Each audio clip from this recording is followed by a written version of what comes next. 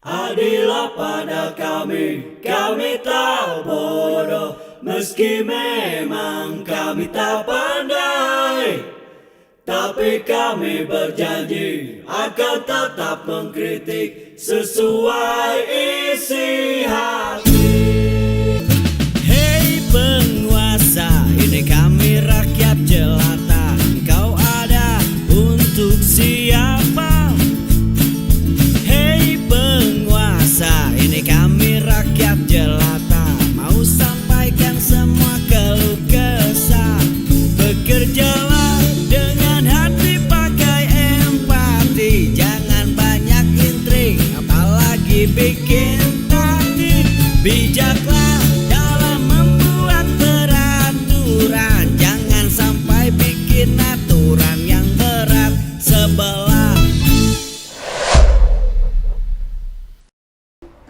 Artinya kan kalau itu dilakukan beberapa tahun lalu ketika gonjang-ganjing ini sudah mulai muncul, tampaknya bisa selesai. Tapi kalau melihat dinamika hari ini, anggaplah misalkan Pak Jokowi tampil ke muka menunjukkan respon publik, saya kira sudah berbeda. Jadinya, tunggu dulu, periksa dulu sama face recognition, periksa dulu sama software ELA dan seterusnya gitu. Seterusnya kan, dan akhirnya masyarakat pengen lebih detail, pembuktiannya ingin detail. Memang kalau pembuktian ingin lebih detail dan lebih valid memang harus proses hukum pada akhirnya.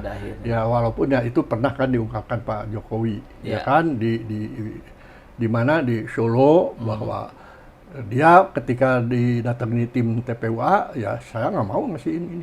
Nanti aja katanya di muka hukum. Ya itu memang haknya, nggak ada masalah. Ya. Cuma tapi di tengah jalan setelah pada pulang, saya juga dapat berita bahwa itu pernah diperlihatkan kepada wartawan. Wah, tapi ya itu diperlihatkan tapi nggak boleh dipoto, gitu, nggak boleh diraba, nggak boleh dipoto. Itu menjadi masalah baru malah, gitu kan? Apa itu masalahnya? Ya masalahnya kenapa sih mesti tidak dipoto? Wartawan ya media di mana-mana juga butuh foto, apalagi itu bicara soal validitas sebuah sertifikat yaitu ijazah, kan perlu tahu. Ngapain ngajak wartawan ngeliatin tapi nggak boleh dipoto, ya kan gitu. Itu maksudnya, itu malah jadi blunder menurut saya. Jadi blunder, jadi ini tambah ke sini, tambah masyarakat jadi tambah tidak percaya, itu masalahnya. Tambah jadi tidak percaya. Ya saya pikir ya udah, kalau memang harus jadi proses hukum ya jalani aja.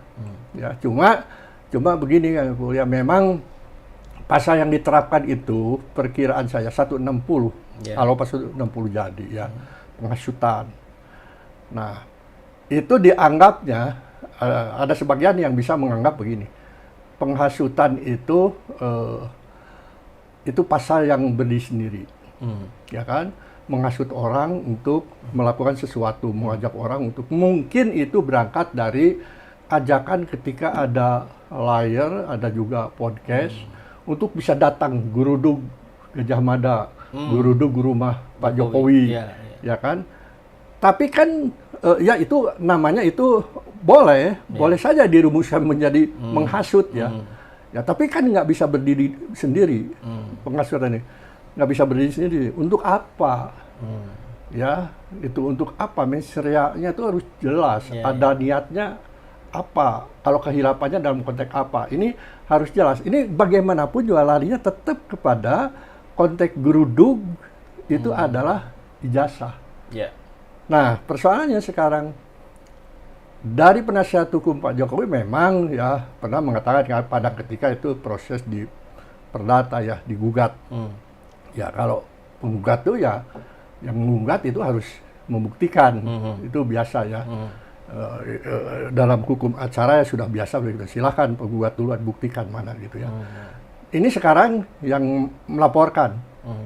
Nah pelapor ini harus siap juga nanti karena ini sekarang yang melapor terbalik nih. Kalau dulu TPUA kalau nggak salah ya dulu TPUA, sekarang terbalik nih. Sekarang grupnya Pak Jokowi, sebut saja grupnya Pak Jokowi, karena ini kan bukan Pak Jokowi dan penasihat hukumnya nih. Ternyata ada ormas ini ya. Nah dia harus siap membawa bukti ijazah aslinya, gitu. Karena sekalipun ini pasal berdiri sendiri penghasutan, nah tujuannya itu harus jelas, penghasutan untuk kepentingan apa, dalam kepentingan apa segala macam. Dan ini jelas sebetulnya. Ya, untuk disebut penghasutan juga masih, ya terus terang lah ya, saya bukan ingin mempengaruhi para penegak hukum yang akan memproses. Ya, penghasutan itu jelas sebetulnya ada beberapa narasi yang dikatakan sebetulnya ini untuk melihat, ingin mengklarifikasi ijazah yang diduga palsu itu. Kedua, malah ditambah untuk halal bihalal katanya, ya kan? Loh, ngajak masyarakat silahkan yang mau hadir. Nah, sampai sejauh mana ini bisa masuk ke ranah penghasutan? Nah, gitu. Itu dia. Konon katanya yang saya pahami juga penghasutan itu apa, kalau tidak salah buktinya harus material gitu, atau artinya hak penghasutan itu harus mengarah pada tindakan pidana. Iya, betul. Apakah geruduk rumah Jokowi itu masuk pidana? Kan begitu berarti kan? Iya. Dan tujuan geruduk tuh apa gitu. Dan satu itu, kedua juga ya, yang tadi intinya kaitannya penghasutan itu kaitannya jelas dengan ijazah. Jelas. Dan itu ada mereka melalui permohonan loh Pak. Bukan permohonan, melalui pemberitahuan. Jadi sebelum dia menggeruduk, dia memberitahukan kepada UGM, dia memberitahukan bahkan ke Pak Jokowi. Gitu. Jadi ya kalau mau niat penghasutan yang murni di dalam pasal 160, ya ngapain pakai pemberitahuan segala macam, ya geruduk aja ya kan? Nah, karena ini memang bukan tujuan utama sih. Geruduk itu bahasa biasa, bahasa ini atau kehadiran ini bahkan sudah melalui surat-surat itu. Bahkan jadi niatnya tidak ada niat yang terlalu macam-macam, menserahnya tuh nggak kena. Bahkan informasi yang kita dapatkan dari Pak Rizal katanya prosesnya itu melalui Polres Surakarta, kemudian ada intensitas diskusi dan pihak Polres lah yang mengantarai sehingga bisa terjadinya pertemuan itu gitu. Jadi ini pertemuan yang baik-baik saja. Gitu. Apalagi sampai ke situ ya. Saya pengetahuan saya bahwa itu infonya sudah sudah ada pemberitahuan sebelumnya lah, termasuk ke rumah Pak Jokowi. Kalau begitu apakah bisa dikatakan dalam diskusi yang kita barusan lakukan bahwa pasal 160 itu cenderung dipaksakan gitu? Nah, kalau saya menyebut cenderung dipaksakan sangat mungkin ya, sangat mungkin ya. Itu dipaksakan karena memang itu yang barangkali yang lebih dekat ya untuk bisa menjerat. Ya. Soalnya kalau ke pasal penghinaan tadi ya, pasal mempermalukan lah segala macam itu kan. Nah itu karena ini pelapornya grup Pak Jokowi, kalau masuk ke area situ itu jelas-jelas memang dia harus bisa memperlihatkan. Misalnya begini, saya kan melaporkan Anda melakukan sesuatu ya, misalnya kebohongan segala macam. Nah saya ketika masuk sebagai pelapor, saya membawa punya kewajiban untuk membukti secara materi bahwa itulah kebohongan Anda inilah. Ini kan ya ini yang menuduh lah, yang melapor itu kan dari grup. Nah, mereka harus siap dengan bukti ijazah aslinya. Tapi kalaupun begini Pak Dinin, misalkan mereka bawa bukti ijazah asli dan ternyata misalkan anggaplah ijazah itu setelah dibuktikan benar-benar asli.